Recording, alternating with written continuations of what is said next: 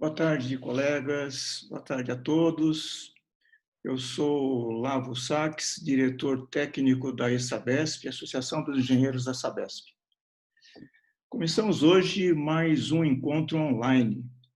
Nossos encontros abordam temas do saneamento, do meio ambiente e de inovação, conectando o setor de saneamento, seus profissionais e a sociedade.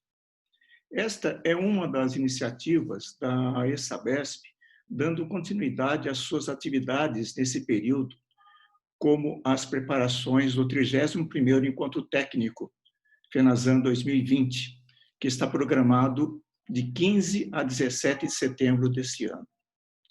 Ressaltamos que estamos acompanhando a situação nacional e mundial e seguindo as orientações das autoridades e órgãos competentes de saúde. E, confiantes na melhoria do cenário, continuamos trabalhando com afinco para promover o desenvolvimento do setor de saneamento no Brasil. Hoje, vamos falar sobre a construção de redes novas e de a renovação das redes velhas por MMD, método não destrutivo. Nosso convidado de hoje é o engenheiro Sérgio Palazzo. Muito obrigado, Sérgio, por aceitar o nosso convite. Sérgio é engenheiro mecânico com especialização na aplicação e operação de máquinas, de construção de infraestruturas, com pós-graduação em administração de negócios e em gestão de produção, além de vários cursos de extensão, especialização em métodos construtivos, pelo sistema não destrutivo. Tecnologia do concreto, execução de pavimentos rígidos de concreto. Durante 7 anos, fez parte do board da ASTT, International Society for Trenchless Technology, e é sócio da SAP Service, Engenheiros Consultores. É membro da ABRAT, Associação Brasileira de Tecnologia Não Destrutiva. Além de ministrar cursos presenciais na ESABESP por mais de 10 anos, treinando mais de 300 profissionais. Lembramos a todos que este webinar está sendo gravado e o vídeo ficará disponível no site da ESABESP para quem quiser assistir de novo ou compartilhar no www.aesabesp.org.br. Você que está assistindo poderá fazer perguntas pelo chat. É só clicar no ícone abaixo desse vídeo e, ao final da apresentação, nosso convidado responderá às questões. Sérgio, é com você. Boa tarde a todos. Agradecer à diretoria da associação com esse privilégio de poder passar esse tempo anunciando aí algumas novidades na área de métodos não destrutivos, mas também dividindo com vocês o meu conhecimento aí e de uma forma aqui compactada, né? O Olavo me deu aí 1 hora para fazer essa apresentação e vou fazer o possível para não ficar, Olavo, aqueles tours que a gente compra dentro do ônibus e quando você vai olhar, o guia já está anunciando a próxima imagem, né? Eu vou fazer o possível para tornar a apresentação agradável para quem já conhece e fácil para quem não conhece, ok? Então, outra vez, muito obrigado aí pelo privilégio.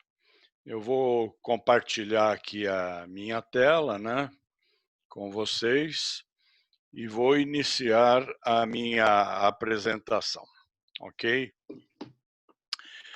Muito bom. Falar sobre métodos não destrutivos, para mim é uma coisa muito prazerosa. Então, montei uma audaciosa apresentação aqui, que está composta da seguinte estrutura, né? O Olavo já fez a apresentação, ele fará também a moderação, né? Então, vocês fiquem à vontade para ir colocando perguntas aí no chat, que o Olavo vai organizar para o fim da apresentação a gente responder, o que a gente souber, né? O que a gente não souber, a gente vai atrás. Muito bom, vou fazer uma pequena introdução, depois vou falar um pouco também, e é fundamental, sobre o planejamento e o projeto. Vou falar um pouco dos regimes de contratação, por causa do seguinte: recentemente tivemos tantas novidades aí, com algumas novas leis e outros projetos de lei que estão circulando no Congresso, então preciso dar uma pincelada rápida nisso, porque eles têm influência direta sobre a contratação dos nossos métodos. Depois vou falar também dos métodos aplicados no saneamento, que é a casa que está nos recebendo hoje, né? E não todos também, nós não temos tempo para isso, mas eu vou concentrar naqueles cujas contratações estão em evidência, seja contratos já contratados, licitações já em andamento e futuras licitações. Muito bom. Depois eu vou começar direto no método e eu escolhi para começar pelo arrebentamento de redes, ok? No programa de redução de perdas aí, que está tendo um movimento enorme nesse instante por várias concessionárias. Em seguida, nós vamos falar do método mais paquerado no mercado mundial e aqui também, que é o furo direcional, que a gente usa para condutos forçados, redes pressurizadas, água e esgoto. E aí vamos falar do tubo cravado, ou microtúnel, tubo piloto. Eu vou explicar essa terminologia toda de um único método.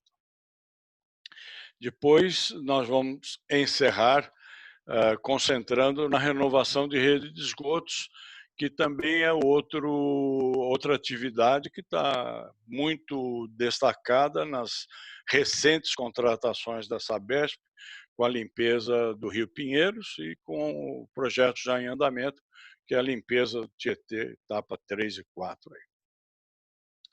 Nele a gente vai pincelar por cima de limpeza, inspeção, diagnóstico e como chegar aos métodos que a gente pode utilizar para renovar a rede.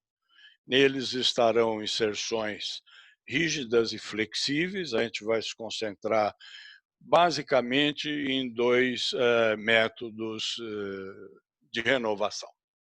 Então vamos lá. Nosso primeiro desafio, engraçado, surgiu há pouco tempo, Olavo. O pessoal me perguntou qual era o país com a menor taxa de perda d'água, né? Eu arrisquei Japão e Alemanha, né? E praticamente eu acertei, mas tive que falar com nossos colegas no Japão, porque eu tinha informação que em 89 eles perdiam 19%.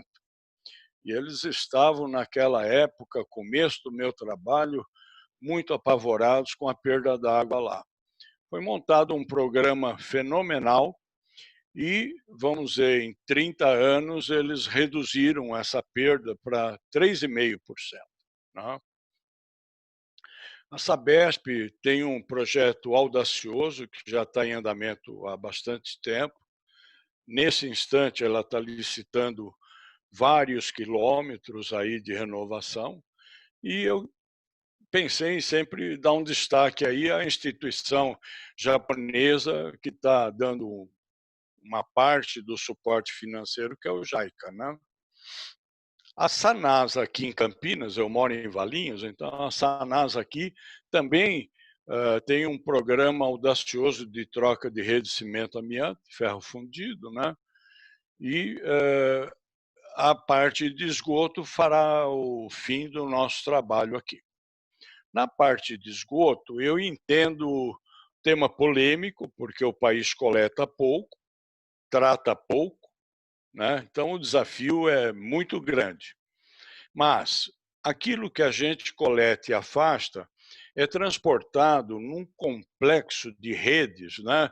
e elevatórias que se constituem no principal ativo da concessionária, né? A Sabesp hoje tem na região metropolitana de São Paulo, se eu não estiver errado, mais de 700 quilômetros de coletores e interceptores interligados, né? Isso é uma riqueza incalculável, né? Portanto, cuidar, lidar com esses ativos para que eles cheguem na sua vida útil final é fundamental. Não tem sido assim, mas não tem problema, vamos começar. Os projetos que estão aí na Praça do Tietê e Pinheiros congregam boa parte dos métodos de renovação e implantação que a gente tem. Então, concluindo essa primeira apresentação, né, nós vamos ter investimento de bilhões de reais. Uma fase que o país se encontra com dificuldades não será por causa do saneamento nem da nossa região. E eu acrescentei aí a Sanepar, pelas informações que eu tenho também, está próxima de realizar grandes investimentos também na área de ativos. O que é o normal? Eu peguei uma carona no Covid, né? Porque o que se diz é o que será depois do Covid? Qual será o novo normal, né? E eu espero que o novo normal seja melhor do que o normal anterior. Como cidadão, né? Como um indivíduo aqui sujeito a problemas com o Covid, eu sou autoimune, já tenho bastante idade, né? Então, eu estou esperando um novo normal. E o que eu quero no MND? Um novo normal na área de projetos, né? Me acostumei nesses 20 anos a ver projetos onde o projetista marcava na prancha uma cota entre a estaca tal e tal, MND, né? Uma vez até brinquei com um dos ex-presidentes da Sabesp, que aquilo para mim não era método não destrutivo, era método não definido. O projetista não havia definido o método, né? Muito bom. Então, rapidamente, quais são as diretrizes, né? Nós temos um arcabouço de leis e legislações muito interessantes, eu vou rapidamente mostrá-las, mas eu decorei um texto, um parágrafo, né, que compõe toda a essência da legislação que a gente tem para projetos. E eu resumi num parágrafo que eu vou me permitir ler para vocês, né? Então, um projeto básico detalhado deve contemplar estudos técnicos preliminares, levantamento de informações necessárias e suficientes, com nível de precisão adequado, que assegure a viabilidade técnica, respeite as condições ambientais, contemple soluções pontuais e globais, e que defina métodos construtivos, seus custos e o prazo de execução, identificando os equipamentos, materiais e suas especificações que serão aplicadas na obra. Se o projetista e o proprietário da rede seguirem esse roteiro, né, eu garanto que o proprietário vai montar um plano de licitação fantástico, muito bem detalhado. Vai gerar documentos de muita qualidade para a licitação e para os contratos. A empreiteira vencedora da licitação também vai conseguir montar um projeto executivo adequado e um planejamento da obra, desde a sua instalação, muito mais realista, né?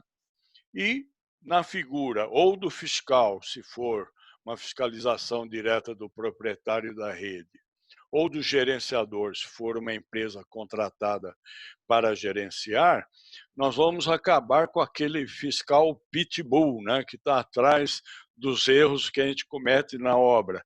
Nós vamos passar a ter um fiscal contribuindo para a qualidade e para a produtividade das nossas obras. Isso tudo, pessoal, vem de um arcabouço de leis.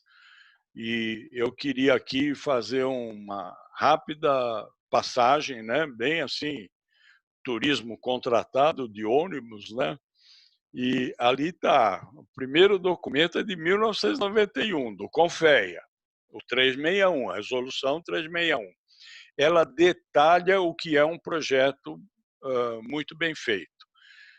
Copiando e confirmando essas condições do CONFEA, nós recebemos o Decreto-Lei 866, que praticamente comandou, ou comanda ainda, a vida de todas as empresas públicas, né?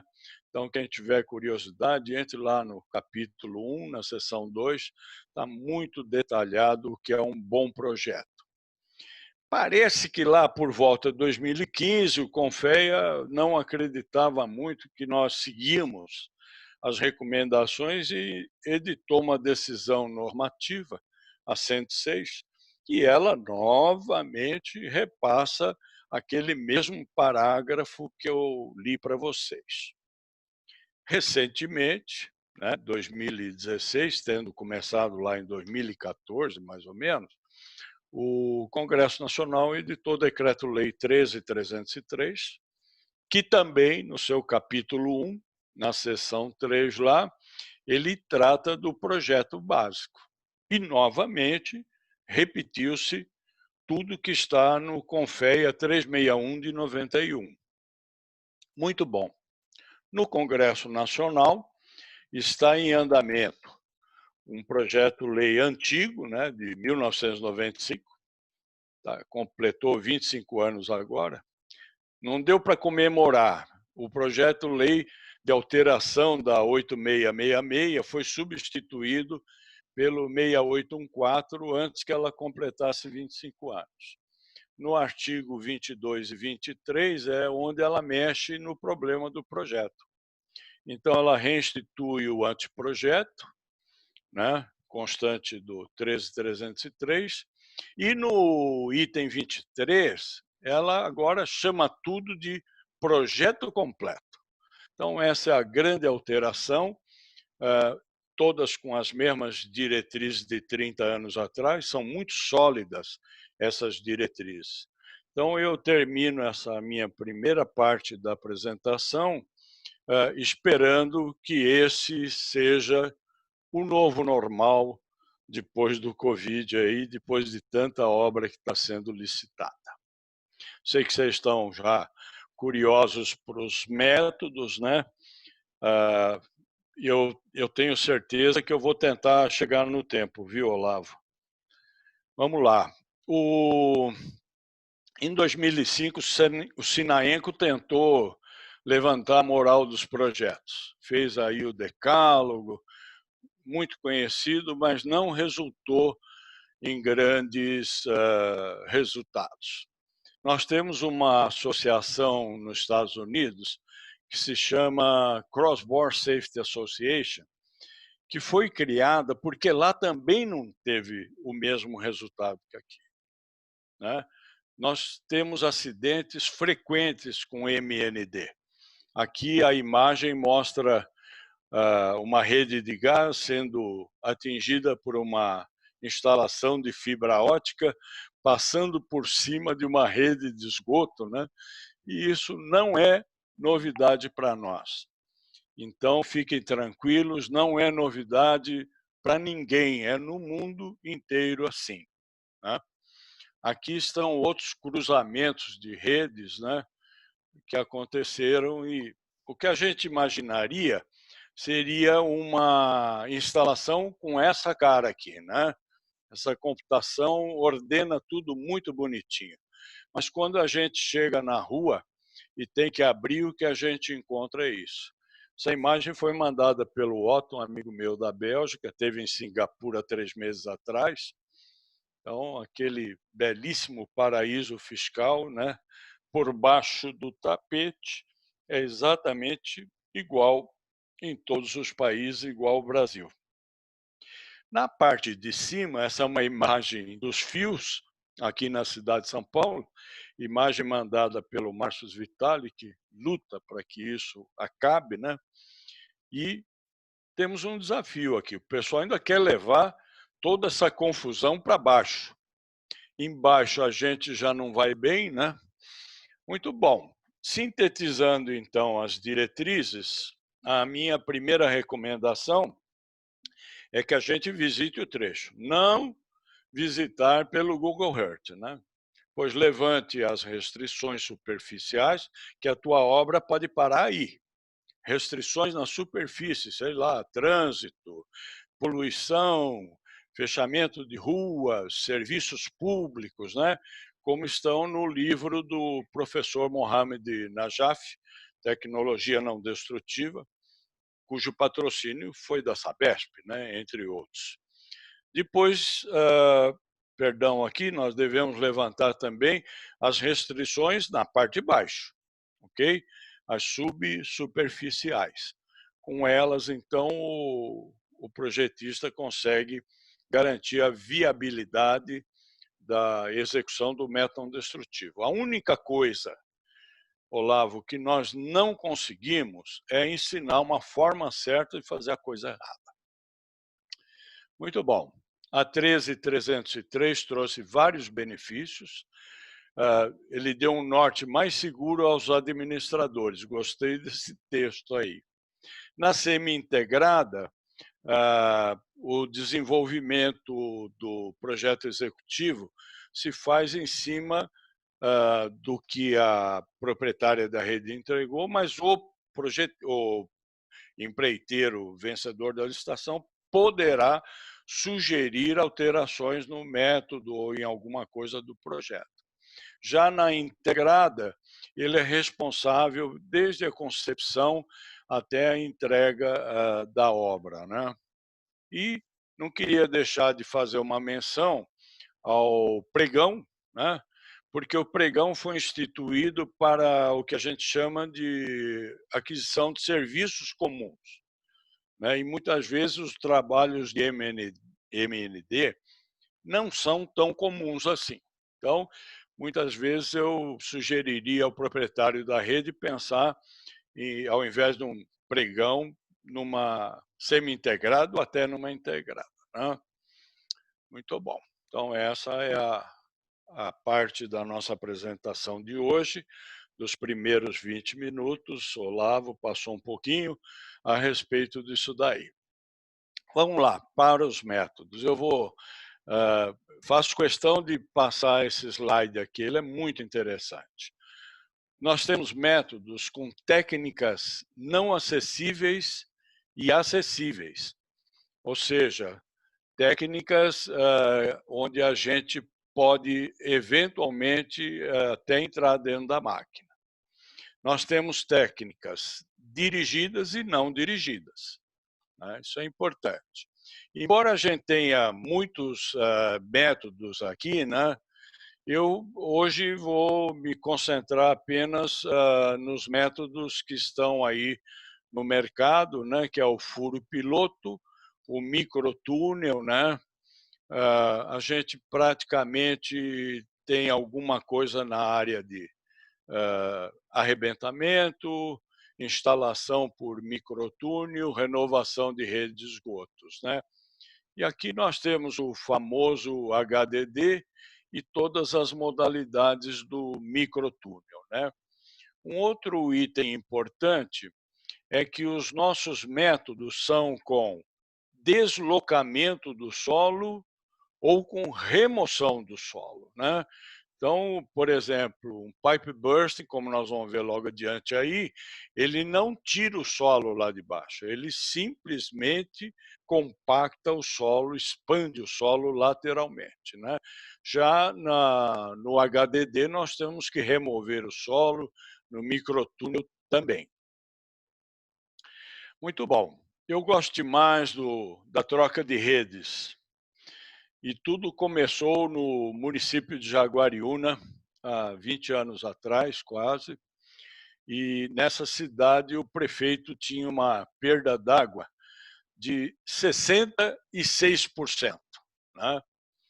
Eu até brinquei uma vez com o Tarcísio, disse a ele que ele tinha uma fábrica de sapato, produzia 10 pares e jogava 7 pela janela. Muito bom. Quando a gente começou a troca de redes lá, ele tinha uma estatística onde indicava 326 vazamentos anuais. Já em 2006, antes de concluir os 66 quilômetros, ele só teve 72, né? Aqui é muito interessante esse quadro dado pela Luciana, né?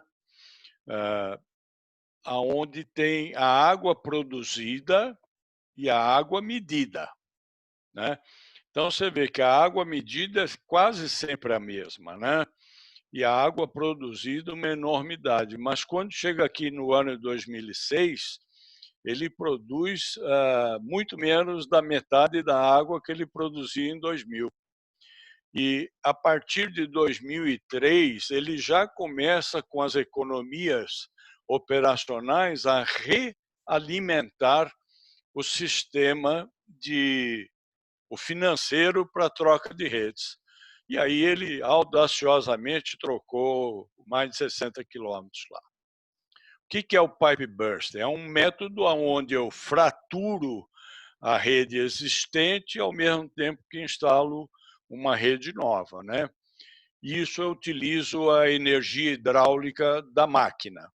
Durante a operação, o solo é expandido radialmente e ele é compactado em torno da nova tubulação.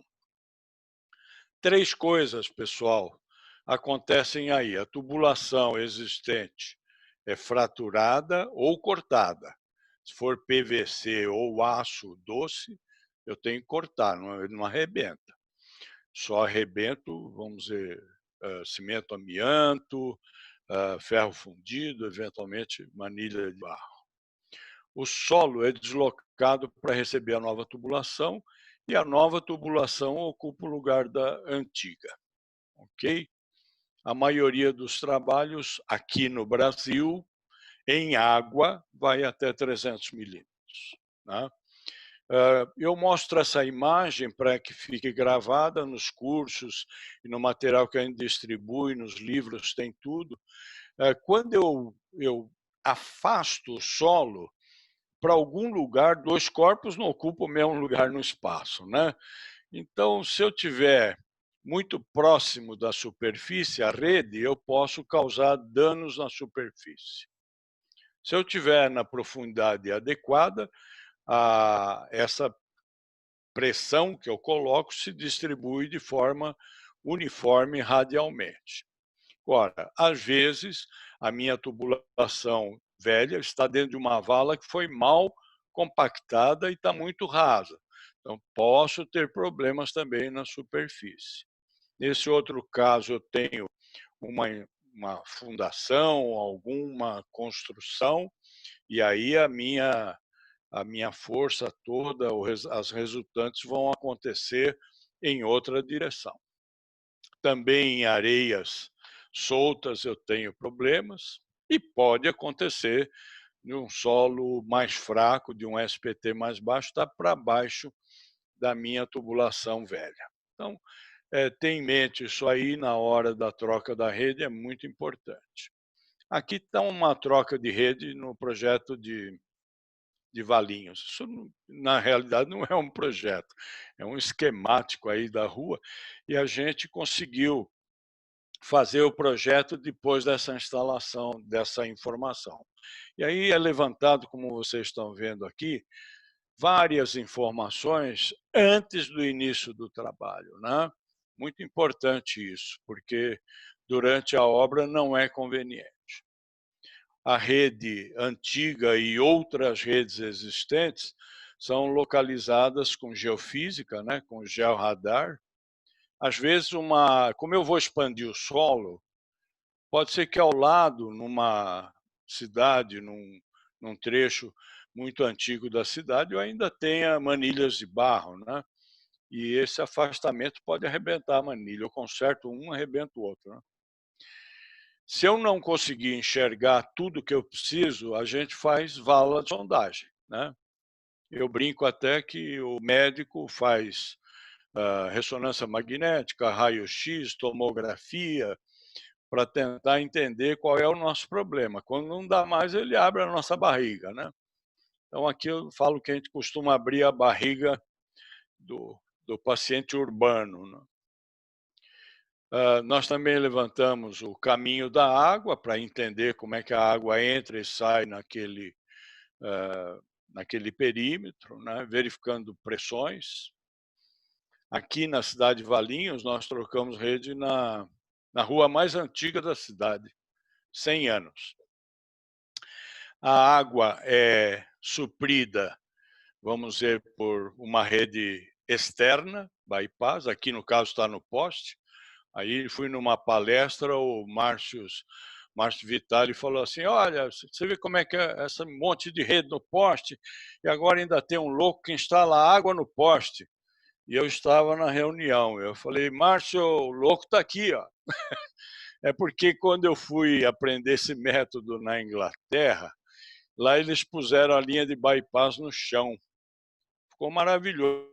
Aqui em Jaguariúna, no primeiro dia também, recomendei colocar no chão, no dia seguinte nós voltamos, tinha roubado tudo. Muito bom. Aqui é um resultado interessante da cidade de Valinhos, antes de encerrar o pipe bursting, que é uma análise econômica da operação. A cidade, consultei ele esses dias, antes de vir falar com vocês, e 9 anos que foram trocadas essas redes, ele fez apenas 6 reparos nas soldas, né, contra os reparos semanais que ele tinha nos anos anteriores. Ele tem uma planilha lá, a economia em 9 anos foi de R$ 2.728.000. Tudo bem, em regime de caixa ela não passa na mão do empreendedor lá que comanda as obras de Valinhos, mas com segurança deixou de ser gasto. Em algum lugar vai sobrar. Ok? Muito bom. Então, aqui, Olavo, eu termino essa primeira parte com a troca de rede, né?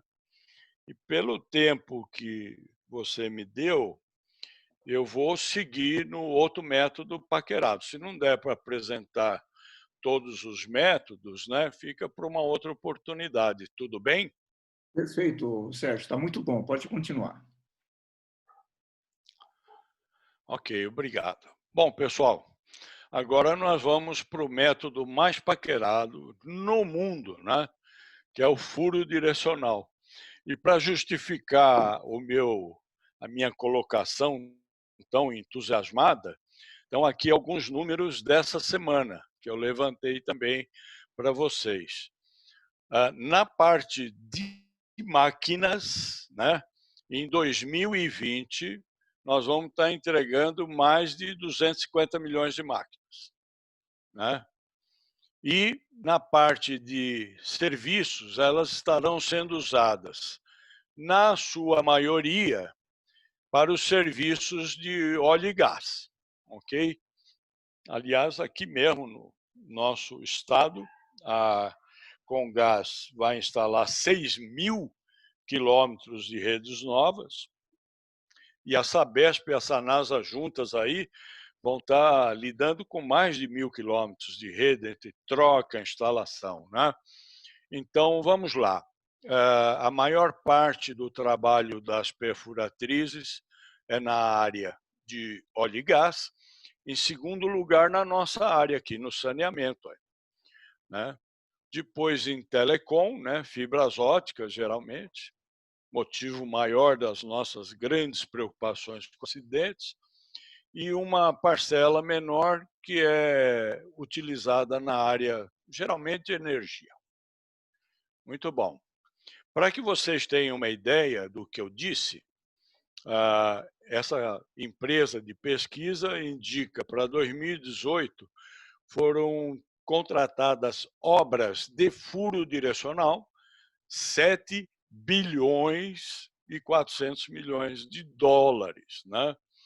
E estão crescendo a 13% ao ano. Então, eu não tenho dúvida de que aqui deverá ter esse mesmo ou quase o mesmo crescimento, né? Então, é lógico, pessoal que está aí ligado ao setor de furo direcional sempre vai ter a grande oportunidade de boas obras. O que é um furo direcional? Execução de um furo piloto, aliás, o único que é direcional. Vocês vão ver aí na imagem que eu vou passar logo adiante, eu executo um furo piloto, retiro a ferramenta de direcionamento e por dentro desse furo, que é o meu piloto, é o meu caminho mestre, eu faço as outras atividades, que são o alargamento e a puxada, né? Aqui uma curiosidade, só para ficar marcado, o alargamento tem que ser maior, bem maior que o diâmetro externo do tubo que está sendo instalado, e as nossas associações, os nossos profissionais recomendam que ela seja 50% maior. Então, para a instalação de um tubo pequeno, de 125 milímetros, né, nós recomendamos que o perfurador abra pelo menos ao redor de uns 200 milímetros, ok? Então, essa aqui é a imagem mais conhecida do HDD, né? Que alguns chamam de um arco, na realidade não é um arco. Como eu começo e termino na superfície, né? Então, aqui o que eu tenho? Deixa eu pôr o ponteiro aqui para ficar um pouco melhor, né? Aqui eu começo aqui nesse ponto, a máquina está aqui, eu tenho um backward, eu preciso afastar a máquina para que a minha haste chegue aqui. Eu calculo isso aqui e calculo esse ângulo. Aí eu executo um primeiro trecho retilíneo, que eu desço para chegar próximo da cota da geratriz inferior da minha tubulação ou do centro geométrico da minha rede. Aí eu faço uma pequena curva, estabeleço um trecho retilíneo e eu tenho que sair de lá. E aí eu começo a subida e eu tenho um ângulo a ser calculado de subida para chegar aqui na superfície, aonde eu vou retirar a ferramenta navegação e vou ligar as ferramentas de alargamento, ok? Então, essa é o item que eu faço. Eu tenho muitas animações, viu, pessoal? Porque só dá para mostrar com animação, né? Não tenho como fazer um vídeo.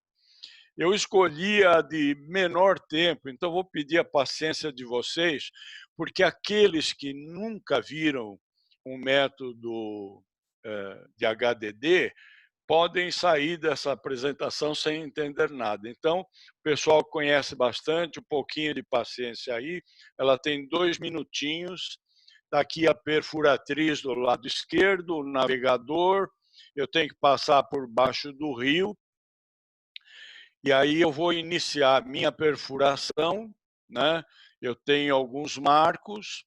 A minha máquina, eu controlo a força, o torque dela e o empuxo. E aí vocês vão acompanhando aqui a perfuração.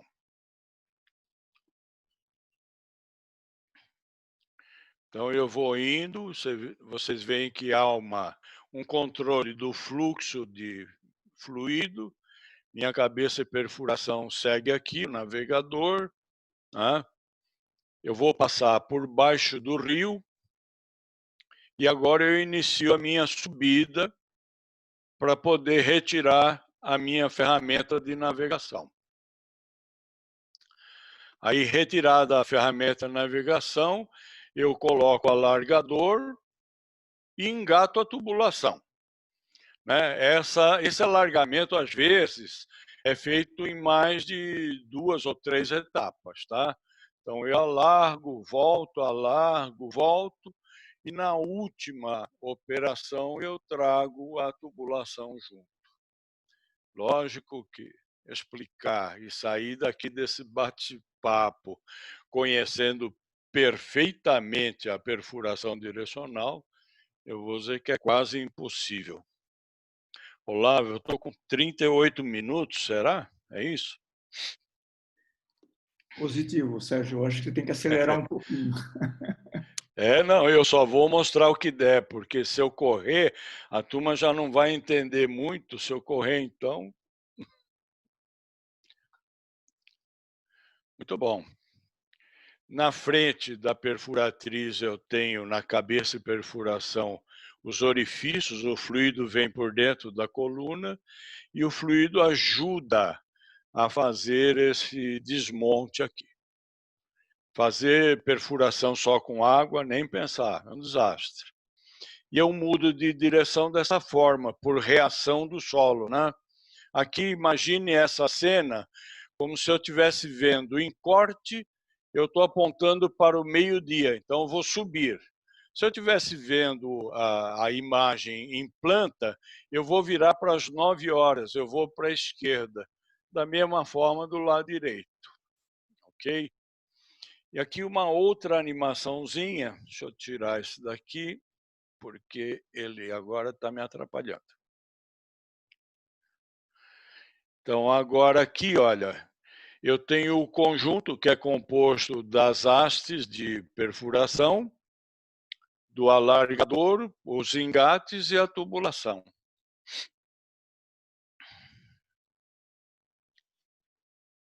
Parece simples, né? Muito bom. Aí, como que eu controlo? Como é que eu dirijo isso aí, né? Eu usei aqui uma apresentação da DCI, que é um parceiro de todos nós aí. Eles têm um equipamento, esse é o equipamento mais moderno, o famoso F5, né? E é o receptor das informações que vem lá de baixo da cabeça de perfuração. Então, o navegador recebe as informações, como vocês estão vendo na animação, né? E capta. Essas informações podem ser enviadas para o satélite e integradas junto com o GPS. E ele vai comandando o direcionamento, orientando o operador da máquina para cima, para baixo, para a direita, para a esquerda, né? E quando ele termina esse trabalho, ele pode gerar um S-Built nessa ferramenta somente, tá? Essa mais moderna aí. E com isso daí ele entrega para o proprietário da rede o S-Built final da rede, que é esse aí. Ok? Ele termina a perfuração dele. Muito bom. Bom, aí nós falamos rapidamente em fluidos, né? Os fluidos de perfuração têm divididos em dois grandes grupos, bentonitas e polímeros, e esses dois produtos têm propriedades muito importantes. Em primeiro lugar, eles têm que transportar todo o material escavado para fora do furo, né? Em seguida, ele tem também a propriedade de resfriar todo aquele ferramental de perfuração, porque há muito atrito, gera calor. Ele também, o fluido deve rebocar a parede do meu túnel, né? Principalmente quando eu faço aquelas operações de alargamento, né? Para que não desmonte. Ele lubrifica tudo para que possa caminhar e ter um avanço mais suave e ajuda a inibir, o nosso maior inimigo são as argilas expansivas e os materiais cascalhos, pedregulhos e rocha fraturada por onde o nosso fluido de perfuração escapa e eventualmente até escapa para a superfície. Essa aqui é em Valinhos, ó. Estão instalando rede de gás aqui. Semana passada, a segunda quinzena de abril aí deu um problema. Estão arrumando, já arrumaram várias vezes. A Sabesp gostaria de utilizar esse método para instalação de redes de esgoto, mas a gente fez um trabalho. Hoje ela admite 1%, antigamente era 2%, numa NTS. E se tiver abaixo de 1%, como nessa licitação, no TR, a Sabesp justifica que, nesse caso, somente o tubo cravado. Ok? Muito bom. Para você controlar a declividade com furo direcional, a Sabesp teria que ter esse equipamento, que é um data logger, que passa por dentro da rede logo depois que fez e gera esse perfil se o afastamento e a declividade ficou dentro do projeto. Então, em resumo, eu devo ter a topografia da superfície, a identificação de possíveis construções e obstruções, ligações domiciliares, né? E devo fazer levantamentos. Primeiro, exigências geométricas, né? Aquele que a gente viu, aquele slide lá com o arco, né? A topografia é muito importante, porque eu quero ter uma cobertura sobre a rede mínima, não devo fugir. A geologia, a geotecnia, não preciso nem dizer quanto ela é importante, e os detalhes próprios da obra. Olavo, eu vou pular para a apresentação da renovação de esgoto, que é outro item muito importante aí nas contratações mais recentes, que é o que eu consigo fazer com o tempo que me resta. Perfeito, professor. É bom porque nós deixamos mais tempo para responder as perguntas, são várias que eu Correto. tenho no chat. Muito bom. Então, vamos lá. Essa imagem, estão vendo, né, a imagem aí de uma correspondência? Sim. Então, vamos lá. Em 1999, eu me envolvi com a renovação de esgotos. Eu fui chamado por essa empresa, nem sei se ela existe ainda hoje, mas ela tinha um contrato na Sabesp, esse contrato que está marcado aí, né? O Antônio Carlos era o fiscal, e eles não tinham conseguido limpar nada de um coletor ali na Avenida do Estado, né? E estavam lá já há vários dias e não avançavam. Aí me chamaram, eu também fui lá, levei um susto, e aliás a minha recomendação foi para que eles abandonassem o contrato, que o menor prejuízo era aquele lá do rompimento. Muito bom. Isso me custou uma piada internacional, porque eu levei as informações para o exterior e lá nunca ninguém tinha visto o coletor nas condições das imagens que eu levei. E aí me deram esse apelido aqui, ó, James Bond dos esgotos. Quando eu chegava lá no exterior, a turma falava assim, lá vem o Sérgio de novo com os problemas de esgoto assoreado, coletor assoreado, né? Muito bom. Na realidade, eu só acabei encontrando algo semelhante ao que tem aqui na Turquia, né? O pessoal que frequenta o curso teve acesso a essa informação. Aqui à esquerda, a situação do coletor. À direita, a Campijato retirou o equipamento que o empreiteiro anterior perdeu dentro do coletor. Cara.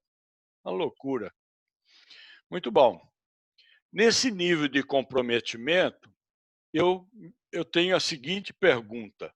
Eu tenho que limpar para inspecionar ou eu tenho que inspecionar para poder limpar, né? Eu estou mais com essa segunda hipótese.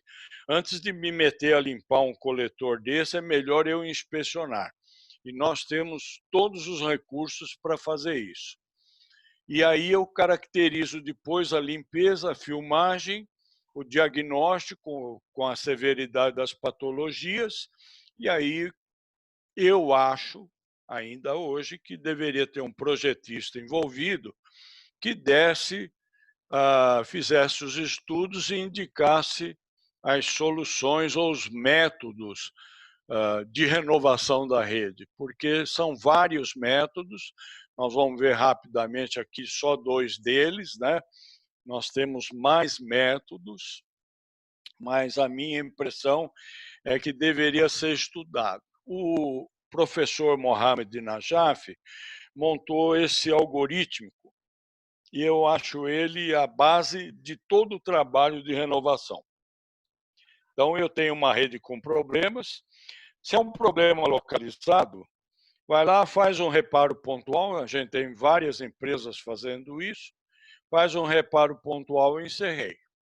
Agora, o problema não é localizado, é recorrente. Muito bom. O problema extensivo então volta para cá, a necessidade de aumentar a capacidade hidráulica, bom, se tiver que aumentar, já parte para outra rede, troca, né?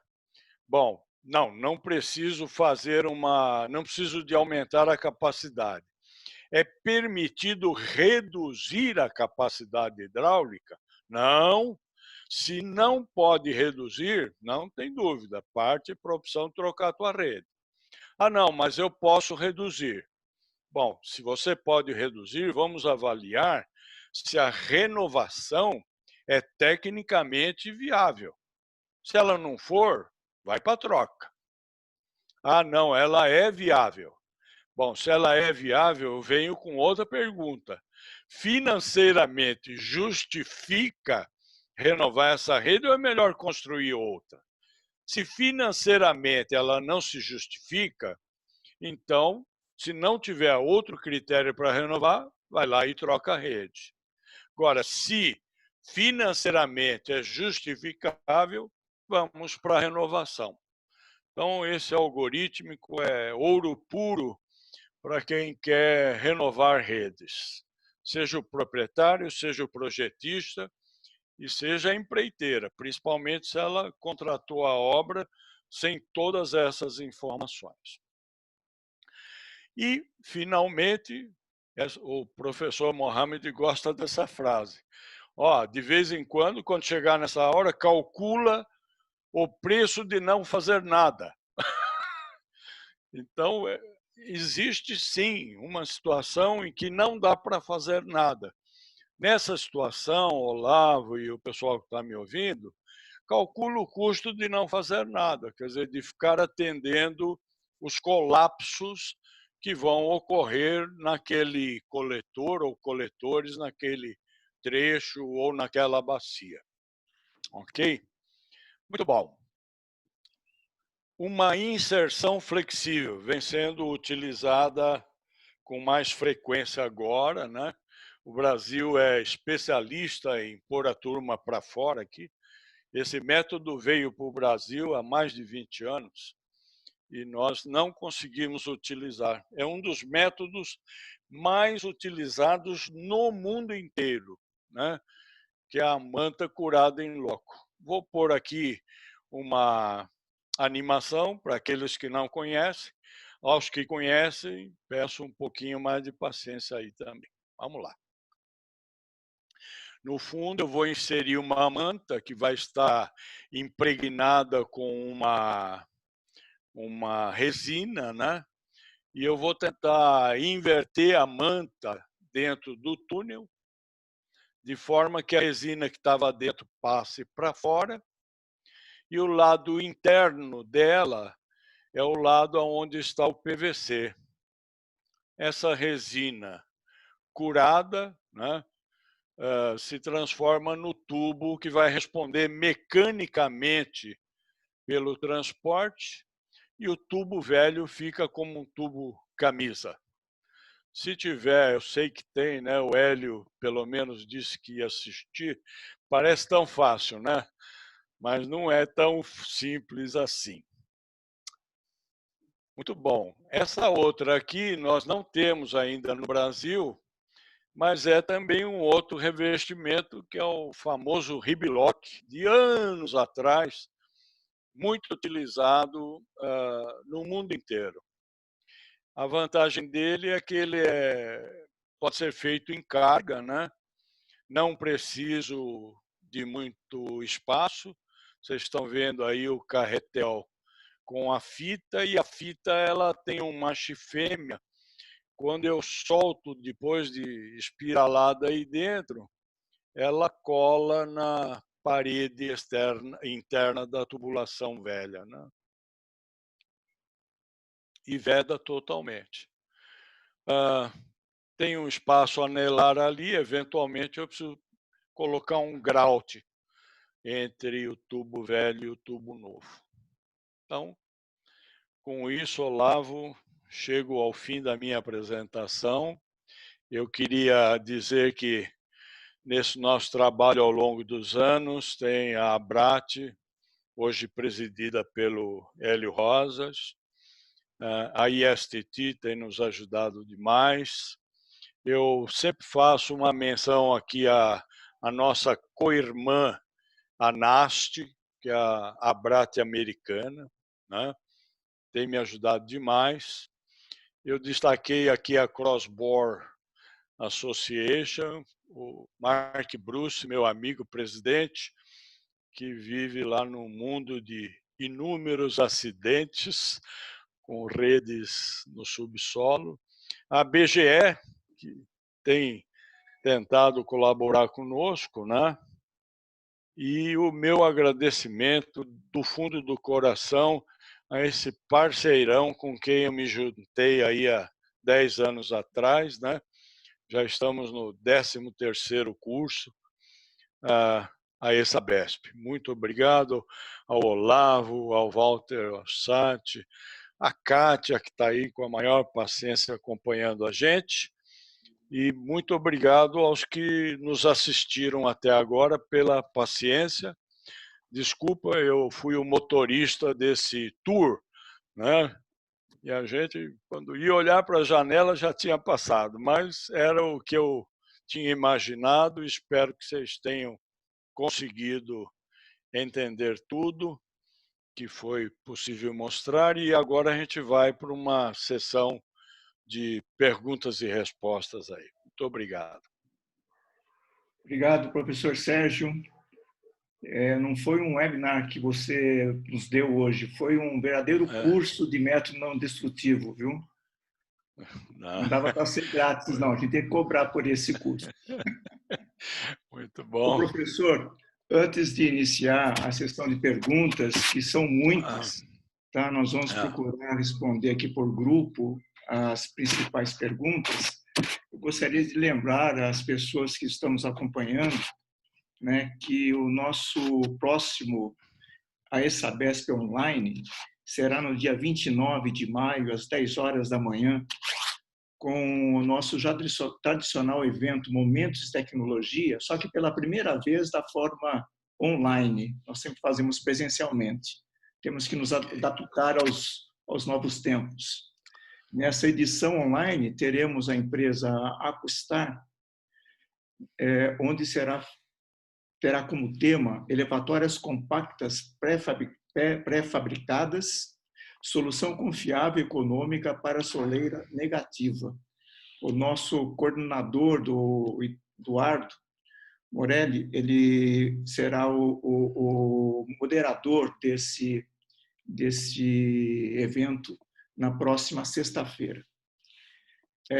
No nosso site também, além de encontrar o próprio evento de hoje, né, nós também encontramos informações sobre os nossos cursos, que antes eram dados da forma presencial, como você mesmo deu muitos cursos presenciais, mais de 13 cursos.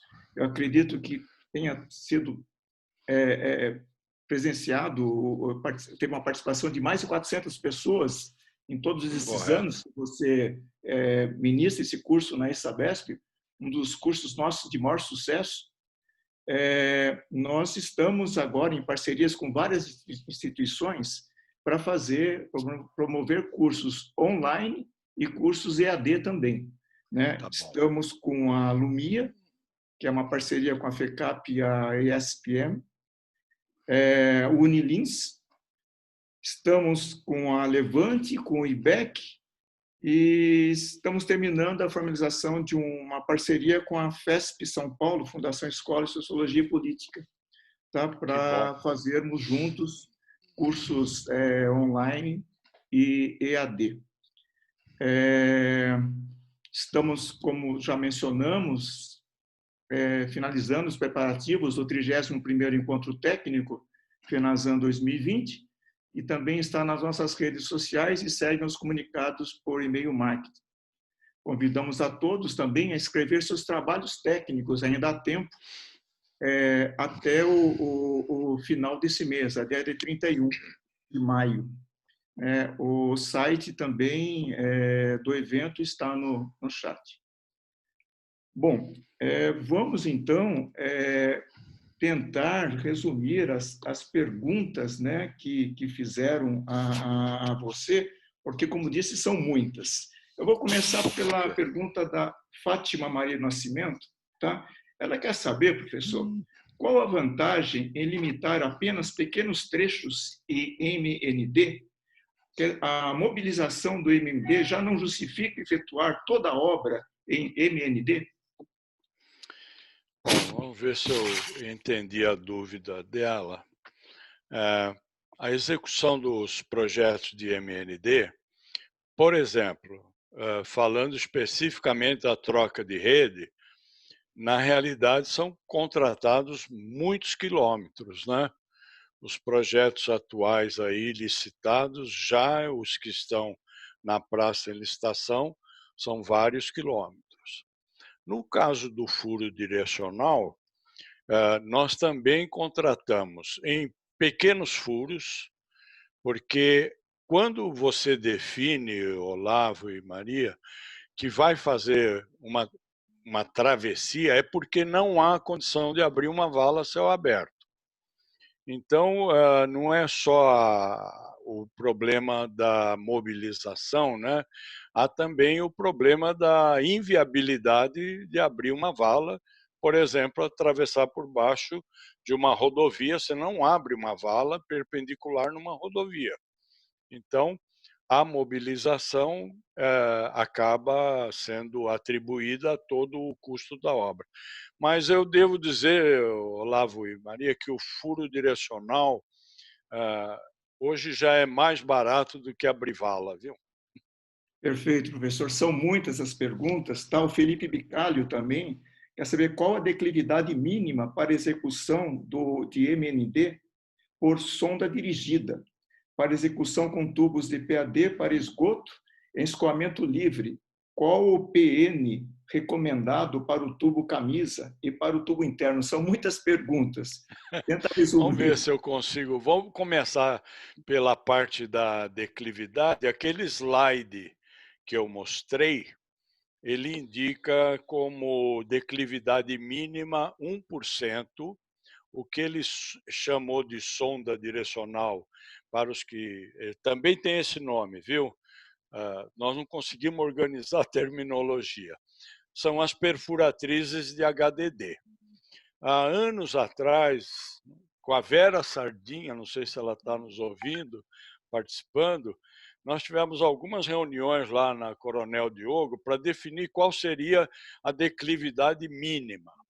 Eu, profissionalmente e como engenheiro, defino que não é recomendável fazer instalação de rede conduto livre para esgotos com perfuratriz direcional. Por quê? Porque eu tenho uma operação, Olavo, que é o alargamento.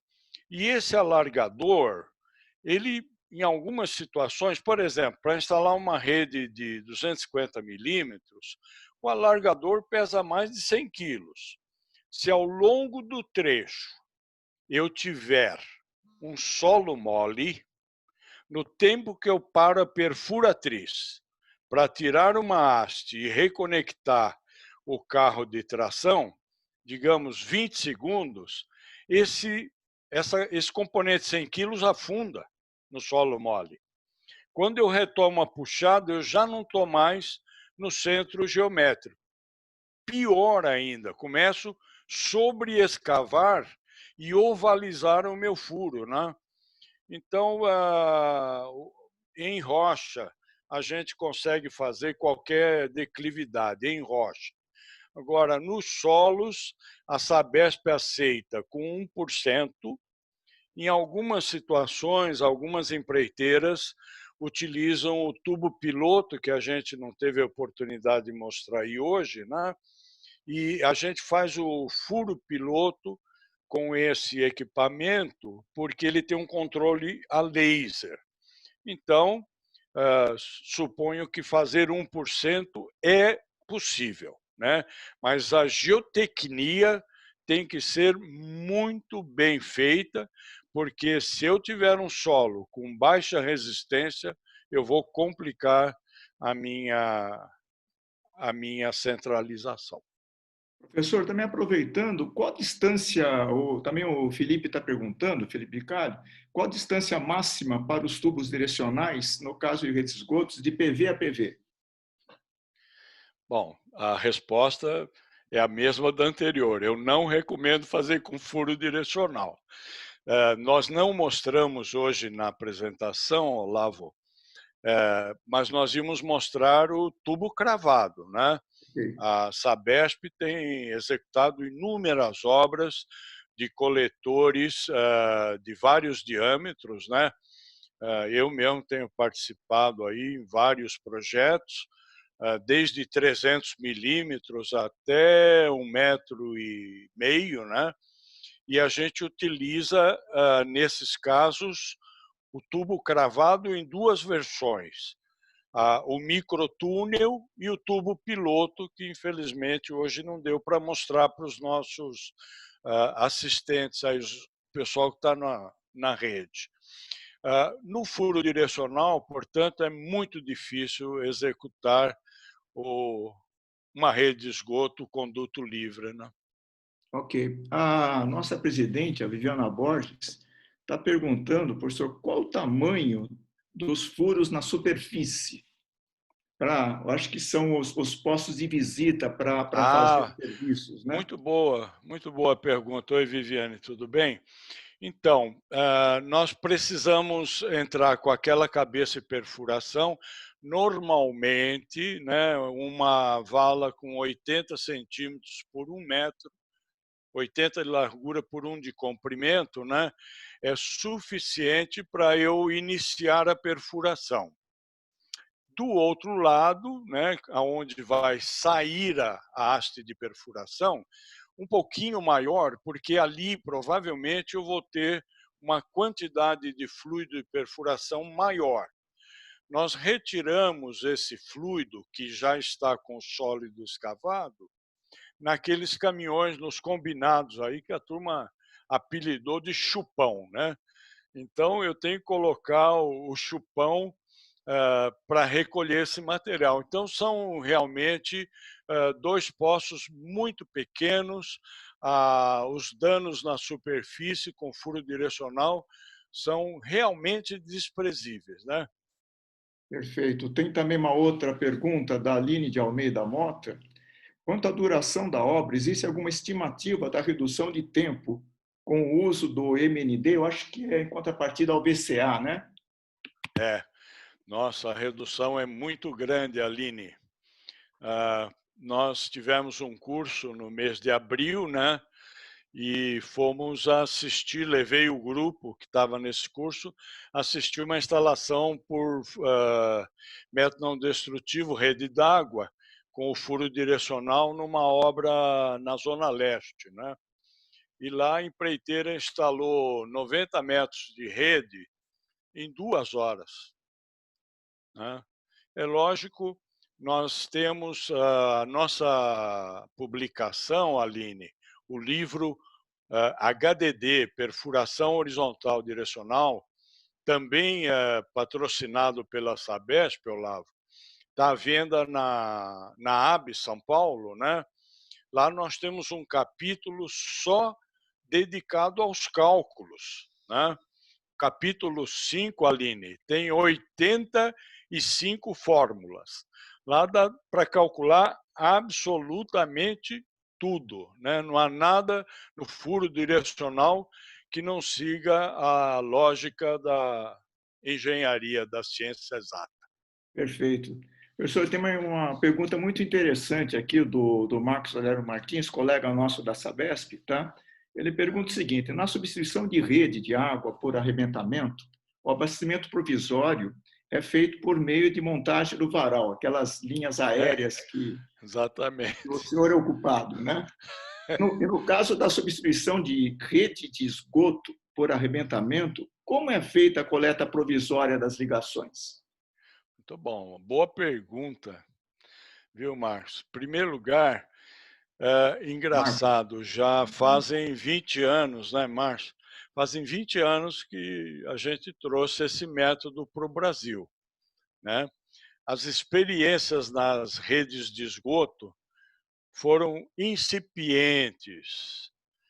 Em primeiro lugar, nós precisamos fazer um bypass. Então, eu faço o bloqueio, teria que instalar um conjunto de bombas, né? Dependendo do porte do arrebentamento, né?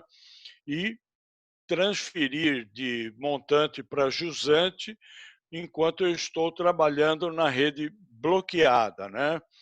Nos pequenos diâmetros e dependendo do horário, eventualmente é possível fazer esse transporte extra por fora com um caminhão. Eu não correria nunca esse risco, né? Mas pode ser que um combinado ali, dependendo do diâmetro e do horário do dia, consiga fazer esse transporte.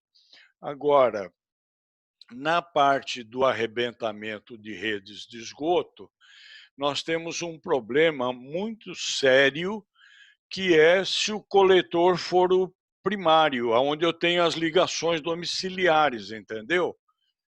É muito difícil repor a ligação domiciliar, porque no arrebentamento de redes, eu arrebento as ligações domiciliares existentes. No caso da água, a gente refaz todas as ligações domiciliares também por MND, com o tatuzinho. E na rede de esgoto, infelizmente, pela complexidade da ligação domiciliar, não seria possível. Para os coletores e interceptores, será possível fazer, mas no Brasil, eu, pelo menos, tenho uma experiência muito pequena com redes, por causa que aí os diâmetros já são maiores, né, Olavo? E aí as máquinas são muito grandes, mas eu tenho sim, eu recebo frequentemente relatórios de obras no exterior de arrebentamento de rede de esgoto, mas dos coletores aonde não há ligações domiciliares. Perfeito, professor. Mais uma pergunta aqui do Rogério Santos. Tá? Em locais com ligações de 5 em 5 metros, é recomendado aplicar o método MND? Teremos que abrir os cachimbos das ligações? Perfeitamente, e fazemos isso, né? Vamos imaginar aqui rapidamente uma vala para troca de uma rede de 110, milímetros.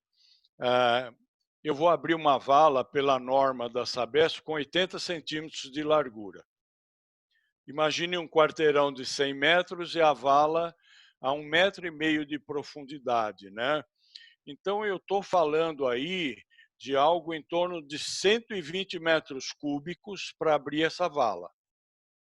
Esses 120 metros cúbicos de solo retirado tem que ser colocado num caminhão feito um bota fora. Depois eu tenho que importar um solo para repor os 120 metros cúbicos. Então, abrir num quarteirão que tenha todas as frentes de 5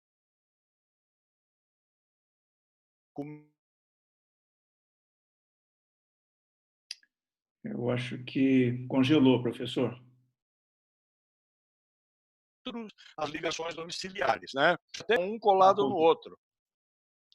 Então, com o congelou, professor. Se dá para repetir, congelou essa última explicação.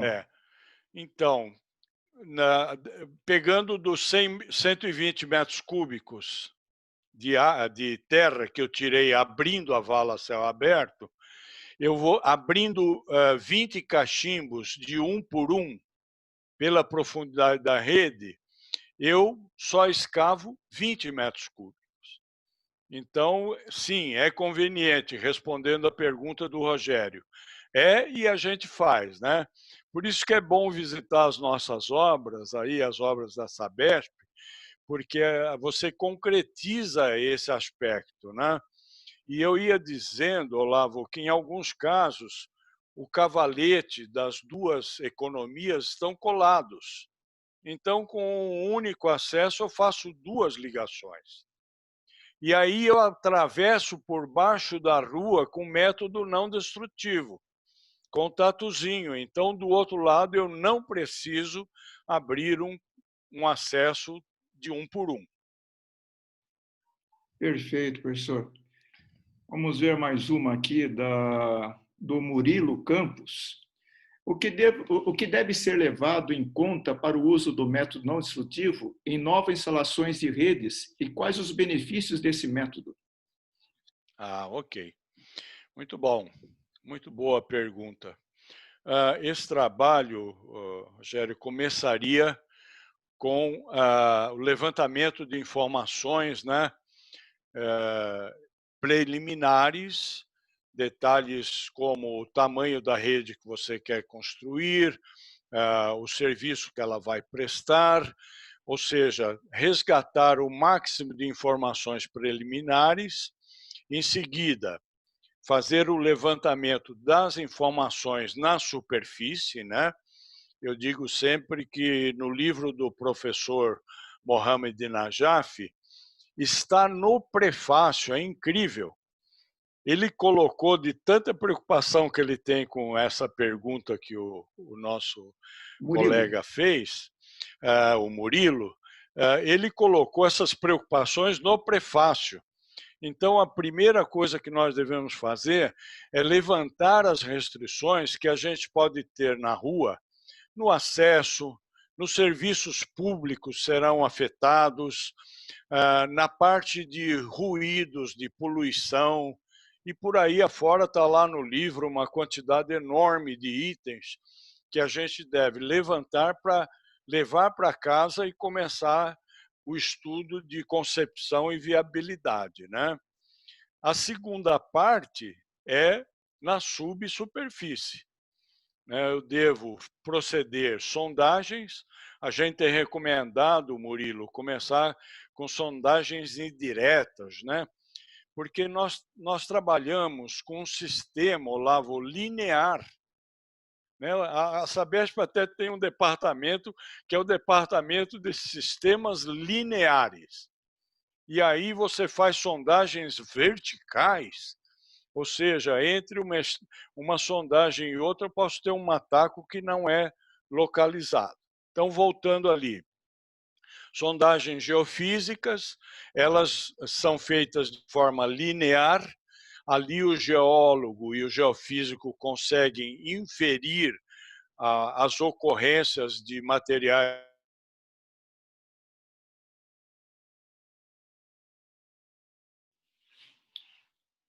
Acho que congelou de novo, professor.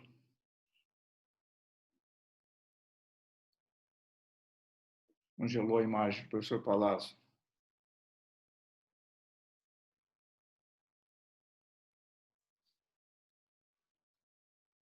Vou guardar um minuto, ver se ele retorna. Já estamos chegando no final da nossa apresentação e informamos a vocês que toda essa apresentação vai ficar no site da ESABESP, né, no www.esabesp.org.br. Vamos aguardar um pouquinho, ver se ele consegue restabelecer o sinal dele.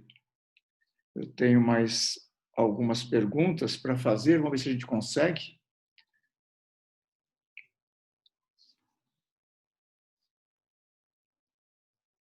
Formamos vocês também que em breve teremos cursos online na ESABESP e cursos de métodos não destrutivos estão previstos dentro de uma série de cursos que nós vamos, a partir agora do próximo mês, começar nessa modalidade EAD ou online.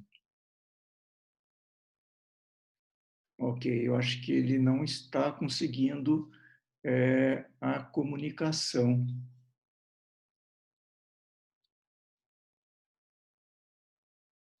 Perfeito. Bom, pessoal, eu queria agradecer a vocês, então, pela participação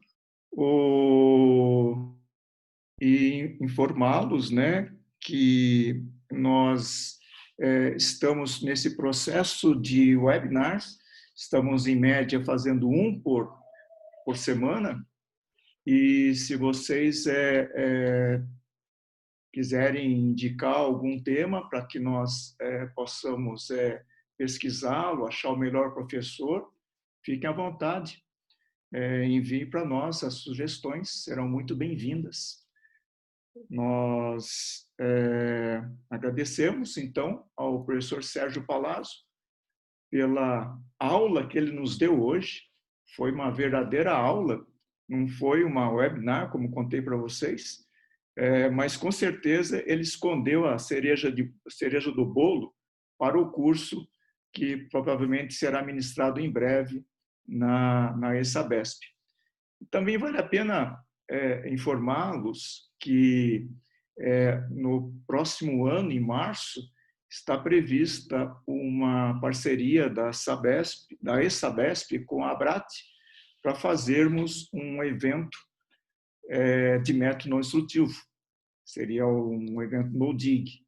Vocês, em breve, receberão também informações de quando será esse evento e espero, assim como no encontro técnico, no 31º encontro técnico, que ocorrerá agora em setembro, possa contar com a presença de vocês neste evento que será muito legal, parceria da ABRAT com a ESABESP, em março de 2021.